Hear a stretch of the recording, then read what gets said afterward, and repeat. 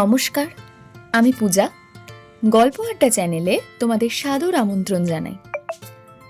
আজ আমাদের নিবেদনে বিখ্যাত কথা সাহিত্যিক লীলা মজুমদারের লেখা দজ্জাল বউ। লাটুবাবু বলে একজন ভারী ভালো মানুষ ছিলেন, কিন্তু তার বউটি এমনই দজ্জাল যে কোনো একটা বাড়িতে তারা 3 মাসের বেশি টিকতে পারতেন না। তারই মধ্যে হয় পাশের বাড়ির লোকেদের সঙ্গে, নয় বাড়িওয়ালার সঙ্গে ঝগড়া করে, নয়তো বাড়ির এদিকে ওদিকে নানা খুঁত নিয়ে লাটুবাবুর ওপর রাগারাগি করে।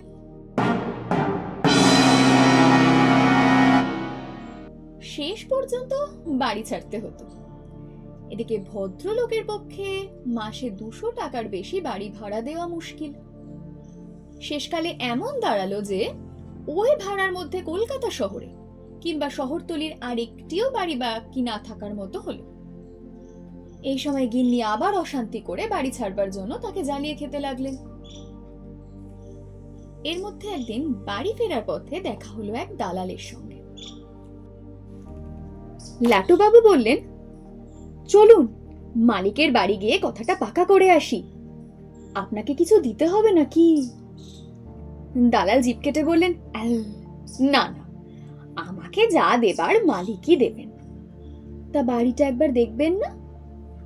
লাটুবাবু ঘাড় নাড়লেন, কিচ্ছু দরকার নেই, সব বাড়িতেই আমার এক হাল হয়। মালিকের বাড়ি গিয়ে লেখাপড়া করে দিয়ে চাবি পকেটে ফেলে বাইরে বেরিয়ে এলে পর দালাল কেমন একটু উসখুস করতে লাগলো। আবার কি হলো? দালাল বলল, দেখুন, তাড়াহুড়োয় আপনাকে একটা কথা বলা হয়নি বলে বিবেক দংশন করছে। লাটুবাবু বললেন, কি কথা? মানে মানে রোজ রাতে যে এ বাড়িতে আসে সেটা গলায় ধরে, মানুষ নয়। লাটুবাবু ঢোক গিললেন, তাতে কি হয়েছে? আমার তো নাইট ডিউটি, গিন্নি সামলাবেন। পরদিন সকালে টেম্পো করে জিনিসপত্র নিয়ে দালালের সঙ্গে ওরা বেহালা গেলেন। দালাল পৌঁছে দিয়ে বিদায় নিল। গিন্নি বাড়ি দেখে মহা খুশি, বললেন কি না, ওগো, এমন সুন্দর বাড়িতে আমি জীবনে থাকিনি, আর বাড়ি বদল নয়, এখানেই জীবন কাটিয়ে দেব। তারপর দুজনে মিলে হাতে হাতে ঘরদোর গুছিয়ে ফেললেন। রাতে কর্তার নাইট ডিউটি, গিন্নি তাড়াতাড়ি তাকে রেঁধে খাইয়ে ওই বাক্সে রাতের টিফিন ভরে রওনা করিয়ে দিলেন। পরদিন সকালে লাটুবাবু ভয় ভয়ে বাড়ি ফিরলেন।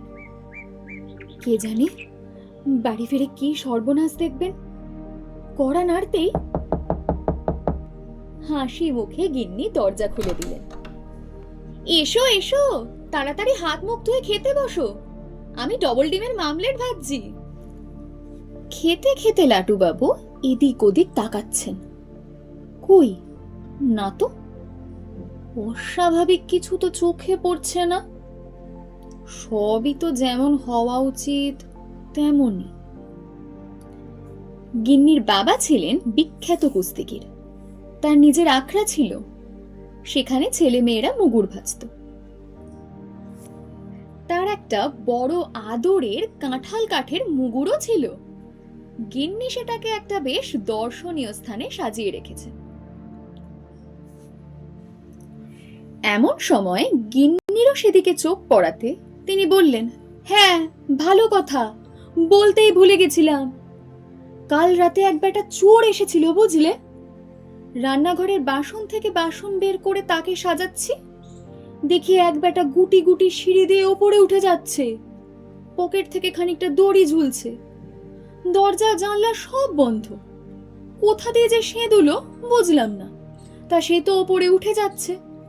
কিন্তু আমিও বিষ্ট গোসাইয়ের মেয়ে, আমিও কিছু কম যাই না, বাসনের বাক্স থেকে মুগুরটা নিয়ে চুপি চুপি পেছন থেকে গিয়ে ঝাঁপিয়ে পড়েছি তার ঘাড়ে।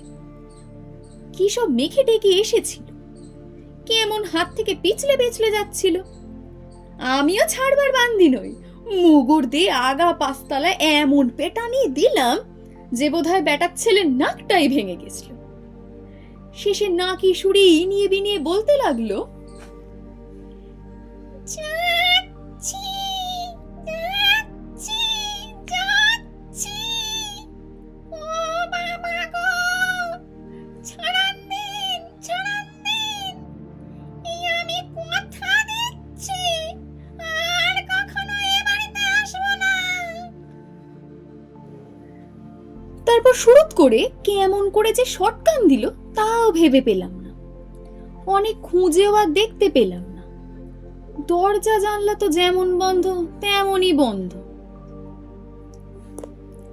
এন্দর শুনে শব্দ করে লাটুবাবু হাত পা এলিয়ে মাটিতে পড়ে গেলেন। মুখে অনেক জলের ঝাপটা দিতে তবে সুস্থ হলেন। ব্যাপারটা শেষটা কিন্তু ভালো। তারা ওই বাড়িতে প্রথমে 7 দিন, তারপর 6 মাস বিনি ভাড়ায় থাকবার পর খুব কম ভাড়ায় আরো 6 মাস থেকে এখন সস্তা দরে বাড়িখানা কিনে সেখানে দিব্যি বসবাস করছেন। একদিকে ধান ক্ষেত, অন্যদিকে বিস্কুট কারখানার নিরেট দেওয়াল, পাড়া পড়শির বালায় নাই। আজকের মতো এখানেই শেষ করছি। মাঝে মাঝে এরকম দজ্জাল বউ হলে মন্দ হয় না বলুন। গল্প পাঠে ছিল পূজা, এডিটিংয়ে ছিলেন প্রিয়া। আমাদের গল্প যদি আপনাদের ভালো লেগে থাকে তাহলে please like, share and subscribe.